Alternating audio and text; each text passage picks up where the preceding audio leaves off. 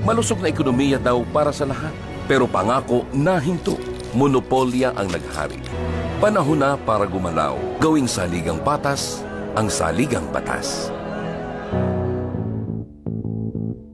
Okay ba sa inyo na payagan ang foreigners na magmay-ari ng mga schools at public utilities? Goal din nila in changing the constitution is yung sa ownership. So that's another thing to parang to worry about or to parang pag-isipan. Kasi if ownership yung i-address nila, it brings a lot of parang red flags din. Foreign ownership, pinasang batas before, pwede na yung 100% foreign ownership ng public services, specifically telecommunications, airlines, shipping, and railways.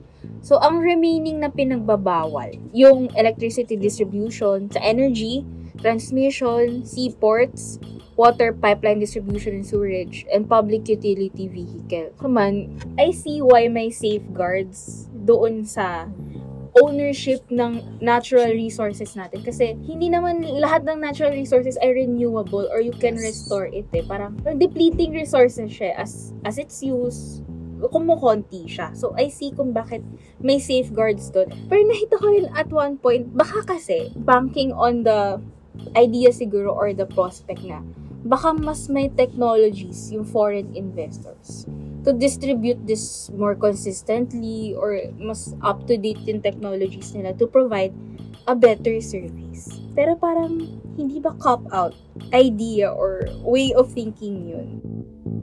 That's putting a lot of trust on somebody who has their own vested interest in doing this that we do not know of. Napaka-basic need yan. Paano kung nagkataon na nagkaroon tayo ng problema? So nakakatakot siyang isipin na meron silang control sa isang bagay na napaka-importante para gumana ang ating society.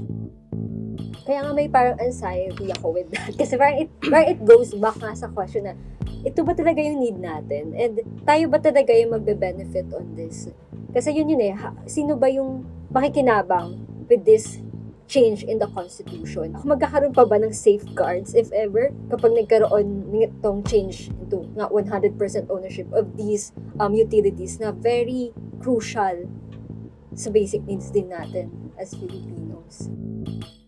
On that note, no, parang gusto ko lang i-review. Sabi kasi dun sa resolution na final ni Senator Zubiri, magfo-focus lang muna sila sa pagre-review ng economic provisions, lalo na tungkol sa ownership ng public services utilities, schools, and advertising companies para daw maka-keep up sa quote-unquote global competitiveness and readiness ng bansa. So kayo, ano ba yung nakikita nyong red flags?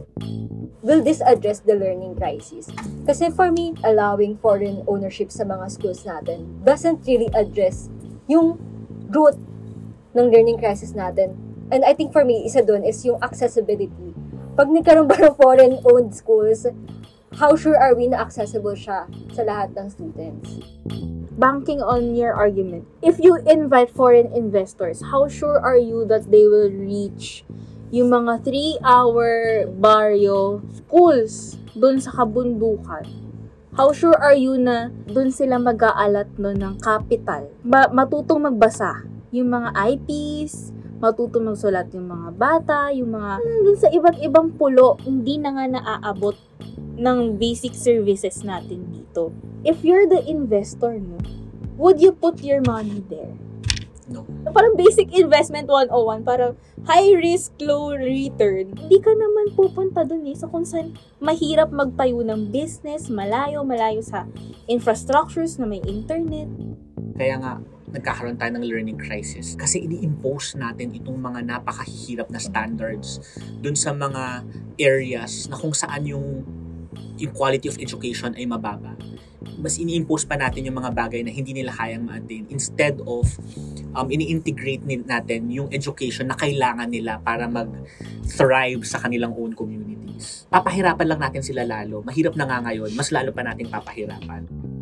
Instead of bridging the gap, for me, it widens the gap even more. This is actually a good opportunity, no, for VP Sara to show that she knows what she's doing as education secretary. I know she opposes Chacha. Pero to what extent, diba, parang it remains to be seen. And may point naman siya nga na, let us guard the Constitution. Pero again, as education secretary, not as a potential beneficiary or foe of the current administration. Ano pa ba ang pagbabagong gusto nilang makita sa Chachang ito? Abangan yan sa susunod na episode ng What the F Podcast.